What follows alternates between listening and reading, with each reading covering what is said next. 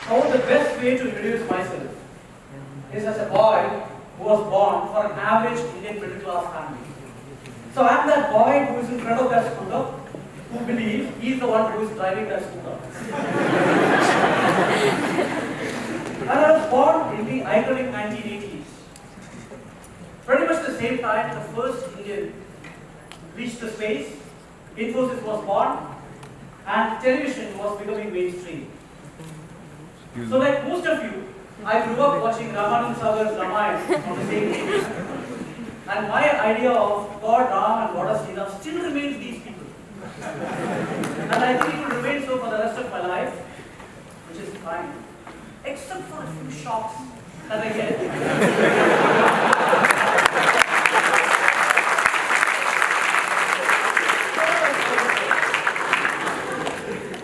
So if you look at the 1980s, it's a very interesting time.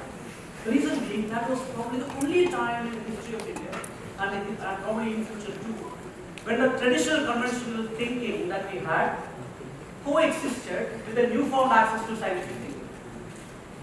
Now, what that did to us is something very interesting. And before that, let me explain why I said that. If my grandfather fell sick, his mother used to blame the evil eyes of the neighbor and treated that. When my daughter falls sick, I blame the viruses and treat that. But when I fell sick, my mother blamed the poor neighbors as well as the virus and treated them both. So what that did to us is that it gave us two lenses to look at life for everything and anything that we do. A lens of tradition and a lens of science. So armed with these two lenses, I traveled around the world. I was blessed with a lot of life experiences, opportunities to interact with multiple cultures and people. And there is one pattern of success, one pattern of life and tranquility which I was able to unearth. And that's what I want to talk about. So let me think about the most important people in my life. Now interestingly, the most important people, the 5 most important people in my life are 5 ladies. And I would request you also to please think about the most important people in your life. Now the 5 ladies for me are my grandmother, my mother, my sister, my wife and my daughter. And when I think about them, what comes to my mind? There's a few things. Like my grandmother, she raised me as a toddler. My mother, she introduced me to this world. My sister, she is the female version of me. My wife, she completes me. My daughter, she is my window to the future. I live in the future through her. She is the future me.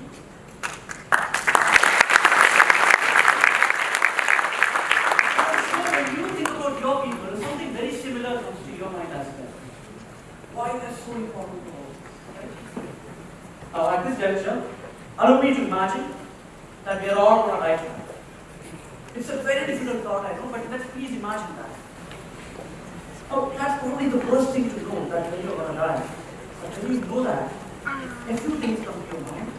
It goes through that typical 5 phases of managing grief. You deny it, you're angry at it, you're bargaining with it, you are depressed, and finally you accept. And when you accept that, what comes to your mind is that the time is very limited, and within that time I can't do much, and was my life worth it? So what comes to your mind is, was my life worth it? Now how do I measure whether my life was worth it? Is it the money that I made? Is it the assets that I created? Is it the amount of sex that I had? Or is it the fame? Is it patents in my name? Is it my family? These things definitely were important when I was living because they fed my emotional needs or physical needs. But at this juncture, when I'm thinking, how do I measure my life? These things don't seem to give me that answer. Because these things were essential, but they did not feed my soul. I don't want to measure myself or the worth of my life based on these things. And how do I do it? Now at this juncture, let me go back to the 5 most important people in my life and look at it from that perspective. Now, when I know that I'm going to be gone tonight and look at these faces, what comes to my mind is not what came to my mind before. It is things like, was I useful to her, to my grandmother? Was I a good dad? Was I a good brother? Was I a good husband? But at the same time, when I had the luxury of time, what came to my mind was completely different. Why is it so? It's very interesting, isn't it? There is something in there that when you have the luxury of time, you look at your own people based on why they are relevant to you. But when you don't have the luxury of time, when you're measuring yourself, you're thinking, how relevant was I to them? It points down to one particular fact. The shift from why someone relevant to me to why I was relevant to someone at the time of your death points to one fact. That the fundamental thing that drives human beings is not just the urge to be connected, which is our social, which we all talk about, but it is to be relevant. It is to be relevant to these connections, which is the value out of being connected, which I call as a capital. And a combination of these two things is what I call as social capital, which I believe is a fundamental driver of every single human being in the world. The DNA difference between chimpanzees and men is 1%. Despite that, we are all sitting here talking about TED. The ideas in my brain coming to you. Why? Because of our ability to collaborate, and that all came from our inherent drive to build and constantly enhance our social capital. Now, if that is what drives individuals, what drives business? Interestingly, it's exactly the same, because an organization is nothing but a collection of people. Now, if what drives organizations and individuals is a drive to build and enhance their social capital, how do you build social capital?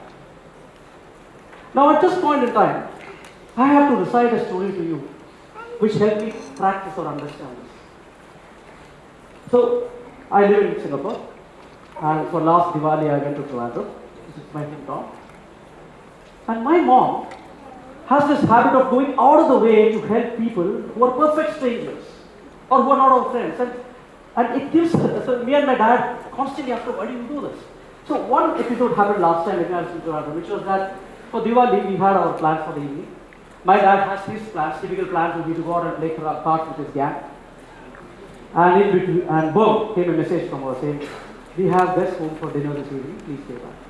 So that evening, we were keenly waiting for who is that guest who is coming home. So she drove down a couple.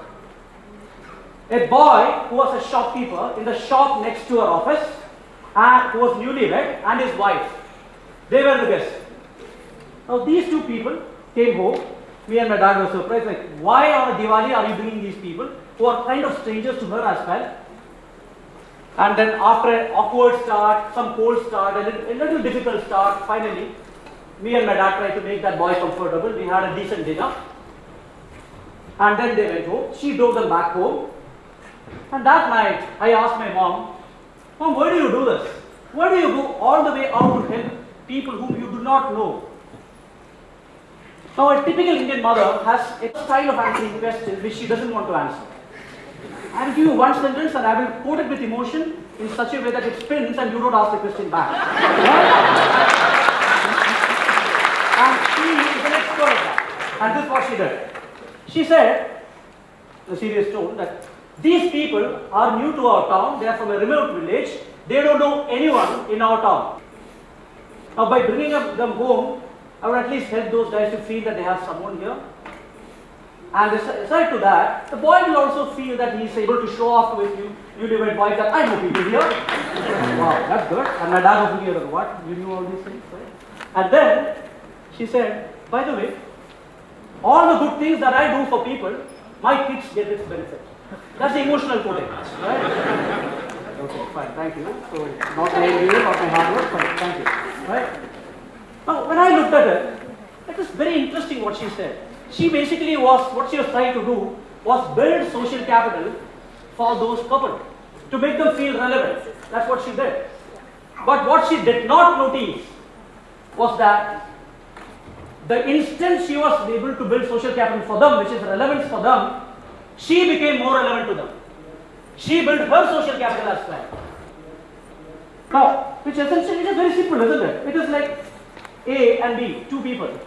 If A wants to build a social capital with B, B just needs to build social capital with others, and in turn A builds a social capital with B. It's exactly the way I proposed to my wife.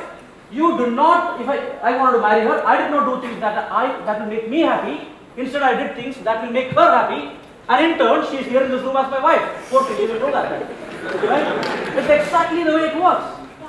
Something very simple. Now, if we look around us, there are a lot of businesses which has built social capital with us by doing exactly this. Let's take an example, Facebook.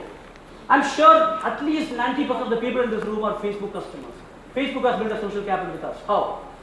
Now, For example, in Facebook, imagine how many will upload pictures or put comments if Facebook did not have a like or a share button. Very less. Because what do people do once they put a picture or upload a comment? What, they keep going back and saying how many shares, how many likes. Why? Because that gives them a feeling or a vicarious feeling of a sense of relevance on something that they did for others. Now when you do that, knowingly or unknowingly, Facebook became a platform which not only quantified your social, but also gave you a platform to enhance your social capital. Thereby, Facebook built a social capital with others, with us, or its customers.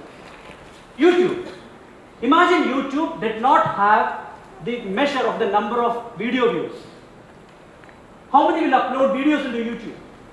Because a measure of a person, the way he measures, or what he does when he uploads videos into YouTube is constantly go back and see how many views are there for his video. Why? Because it's kind of a way in which he is measuring his relevance or the relevance of his act. So YouTube is again a platform which helped its customers build and enhance their social capital. And in turn, they build social capital with us. Let's leave all those things and come back to India for my favorite example. Patanjali. That lady out there is my mother. Now when she was going to buy noodles, Nestle told her that I am very good, I am relevant to you. Then came Patanjali. You know what Patanjali told her? You are relevant to me. You are relevant to the movement that I am building, which is the Swadeshi movement. Patanjali became a platform to build social capital for its customers to feel relevant. The results are out there to see. Leadership. The best known leader of our times, the father of our nation. I grew up surprised and wondering what made my great-grandfather, who was a freedom fighter, to go out and stand in front of the unarmed British as part of the freedom movement, knowing that there's a probability he will not come back home that evening. Because what the father of our nation did was that he converted the freedom movement into a platform where every individual feels he is connected to something much larger than himself. That is the freedom movement. It became a platform where they started getting social capital for themselves. The unfortunate part about this is that even terror networks today are doing the same thing. Terrorists sitting in some part of the world are able to hire people among us to be a part of movements by making them feel relevant to that more than the community that they belong to. That is the power of social capital. Now, all this points to one fact, that the way to build social capital is by helping others build their social capital, which is what I call as the karma of social capital. Now, if social capital is what is important and what drives individuals and businesses, and the karma of social capital is the way to build and enhance your social capital, how does that change your life? And knowledge is of no value if it doesn't impact your life. Now let us look at a few examples. Family. I'm a great fan of the way Indians bring up their kids. When I was growing up, my mother never told me that I'm a cool kid. She never told me that I'm a wonderful kid. What she told me was that, Arun, you're extremely relevant to our family. A destruction of yourself is a destruction of this family. So when I was growing up and I had access to our avenues to try out drugs or alcohol and quite a few things, what came to my mind was that if I distract myself, I'm distracting the whole family. I think this is the single largest reason why, despite all the troubles that we have, despite all the poverty that we have, we as a nation have considerably less number of addicts and alcoholics compared to the Western world. Now going back to old age, the biggest concern about old age is the fear of feeling unneeded, the fear of not being relevant to the society that you operate in. Studies say that the probability of death increases by 3 times for someone who does not feel relevant to the society, who does not have a social capital, despite feeling comfortable at home. Now, I've had so many friends who tell me this, that you know what, my mother and I, we don't speak often. I mean, we speak once in a month. But you know, my wife and my mother speak every day. She gets to know everything about me from my wife. What he is telling me is that I've got a great wife. That's good. What about your parents? Now, how do you feed their social capital? Probably by doing some simple things, making them feel relevant to your life, by probably telling them about what's happening in your life, asking them for a little advice. Now, whether we all die tonight or not, the people in the scooter have all grown up. The boy who is in front of the scooter is now driving the scooter, or the car probably, and his parents are old that they can't be in the scooter. And the boy takes a lot of pride in giving money and comforts to his parents. But what he doesn't understand is that the driver of individuals is not just money and comforts. Is there a need for social capital? Is there a need for relevance? So probably the best thing for that boy in the scooter to do for his parents is to make them feel relevant and expand their life expectancy by 3 times. That's the power of social capital. Thank you.